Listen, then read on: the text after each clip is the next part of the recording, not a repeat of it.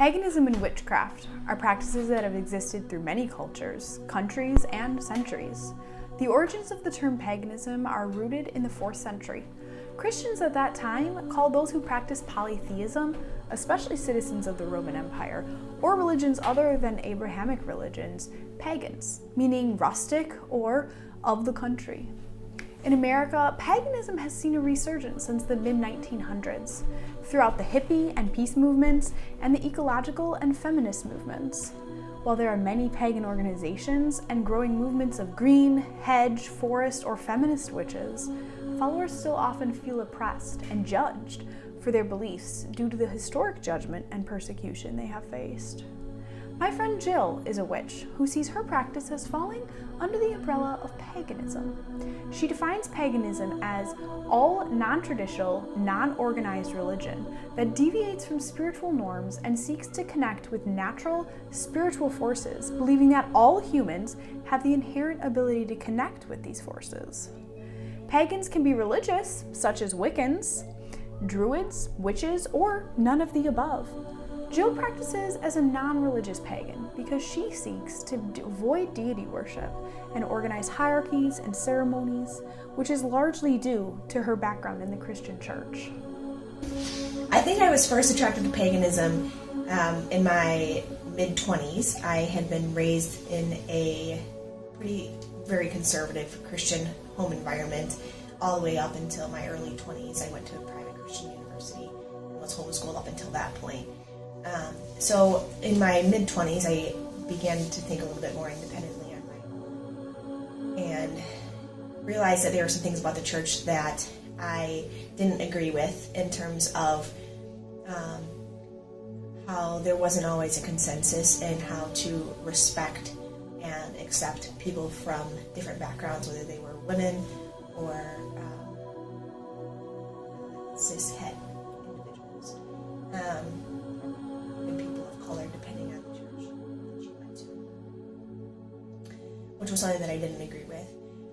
And there's other parts of the Bible that had rubbed me the wrong way for a long time. So I started looking into ways to connect with the divine that did not require organized religion, and that's when I came upon paganism, or the subset of that, which is witchcraft.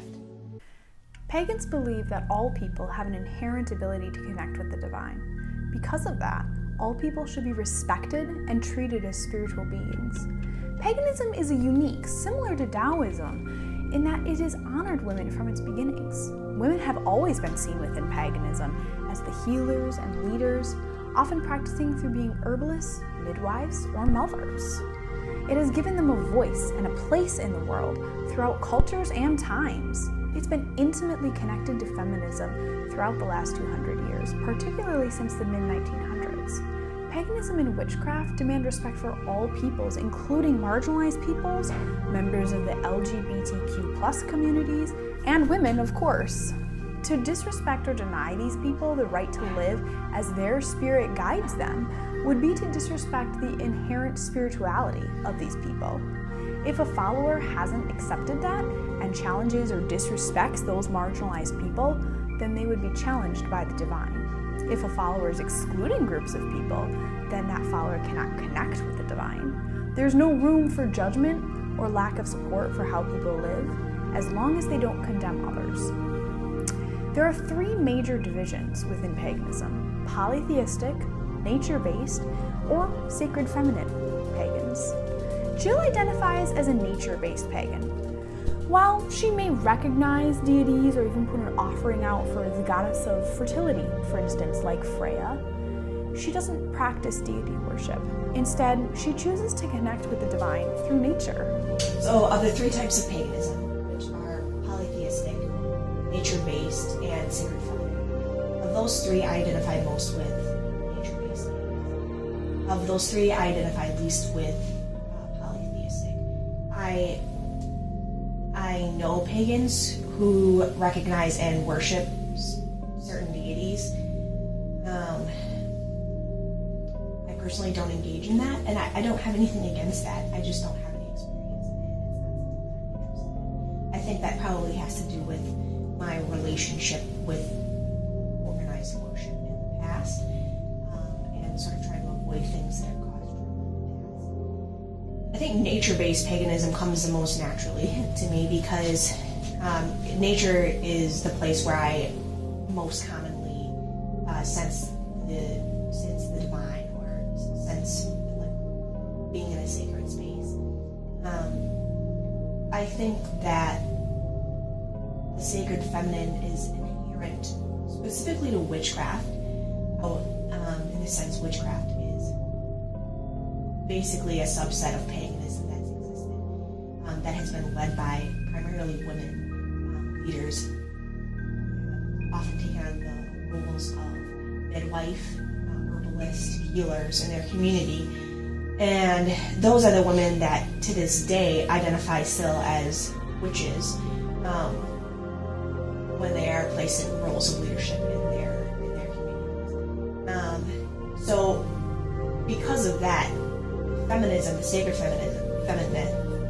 feminism, but also feminism in the sense of identifying and respecting the rightful role of women in our societies as the creators of life, is inherent to witchcraft, because witches or women who have been leaders in their community have always been the ones that have been drivers for women being respected for what they do and what they provide for humanity, which is the creation of life, among other things, but also as equal givers, as equal providers, as equal parents, as equal breadwinners, as equal individuals able to make their own choice, to do whatever they want to do.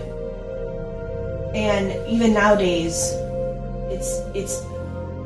I have never once heard of a witch that is not adamant about the cause of equal rights among all humans, regardless of sex, gender, or sexual identity and or orientation. It necessitates that. So when we talk about the sacred feminine, you can't have one without the other when it comes to witchcraft. Paganism is different. Paganism is a huge umbrella that encompasses multiple cultures and the ways that they connect with the divine and their ways of life and how they connect with nature. It doesn't mean that those societies valued women, or because that would be there's no way to quantify that essentially. And traditionally, women have not been respected in their societies since the beginning of time. But what paganism has done is allowed women and all individuals to be able to connect with the divine, regardless of how they identify. And I think that's sort of the beauty of it. Paganism doesn't have the concept of salvation. There's no God needed to save humanity. There's not the separation of good and evil that we need any rescuing from. There's merely getting in touch with the divine and growing as humans, or ignoring our spiritual intuition and being returned to earth with a firm correction to try again. Mircea Eliade's concept of the sacred and profane, and belief that all religions have the concepts of sacred objects, places, and times, have particular applications to paganism and witchcraft. Jill's connection to her sacred was what drove her to search for a different way to connect with it. She has since found that she can make nearly anything sacred by putting intention to it, as long as it is not harmful to other humans. She can make her daily rituals sacred, whether that be cleaning her house or preparing her food. Eliade's concepts of sacred places, time, and objects are applicable here. Paganism's sacred time can be seen in the endless circles of reincarnation. In addition, the pagan wheel of the year is a shared timeline that unites the practice, encouraging respect and honor for lunar cycles, the harvest season, the solstices, and the equinoxes. For instance, in spring, Imbolc is celebrated, asking for the protection of the safe delivery of pregnant women and animals, and celebrating new life and new beginnings. Sacred places vary among practitioners, but for many are largely nature-based locations such as forests and mountains. Some places, such as Stonehenge or Native American burial sites, are honored by all followers of paganism. For Jill, the woods is her sacred place. She honors this by taking a moment when she enters the forest to respect the spirits of the land. There's no sacred people or clergy within paganism, and while there are deities that some follow, not all choose to. However, there are many sacred objects among pagans and witches that followers can utilize in their practice. While they do not use icons to worship, there are many symbols that are recognized. These include the pentacle, representing the four elements in the divine as the star points and the surrounding circle that brings them together in unity. This symbol is commonly used for protection. There are also other symbols, such as the Tree of Life with Celtic origins, the trifecta knot, the Maiden Mother Crone, series of two opposing moons with a circle or pentacle in the middle, that represents the phases of the female life, bringing honor and respect to each one that brings. Fertility goddesses or statues are also common. They're used to show respect to the feminine divine and the female power to create life. Emily Durkheim's teachings about constructed concepts to explain concrete reality is easily seen here. Early pagans seeking to understand the Earth's weather and geological systems identified the elements as powerful spiritual forces in order to explain the world. They called upon them to honor them and request them for things. I've never met a pagan or a witch whose practice looked the same. There's a lot of flexibility and openness as to how you want your practice to look, how committed you want to be time-wise to it, if you want to be part of a group or a coven, as some people call it, specific to witchcraft. For me personally, I am not part of a coven, so I practice independently. I respect the holidays of the pagan wheel of the year. So what that means is I recognize that day. I will usually light a candle or change out my altar, which is just a flat space that has some special things on it that I switch out that have significance to me, depending on the holiday or the season. It's also pretty common for pagans and witches to observe different lunar cycles, so most commonly the new moon and the full moon, and to set intentions with that. Other things that I engage in that are not specific to paganism or witchcraft but are common practices among those circles are using or reading tarot cards, which is a way of introspection and gaining wisdom on certain situations. Meditation with different crystals. I'm always reading a new book on spiritual enrichment in relation to how to connect my own divinity with the divine. That's how I typically curate my practice. I began to realize that you could turn mundane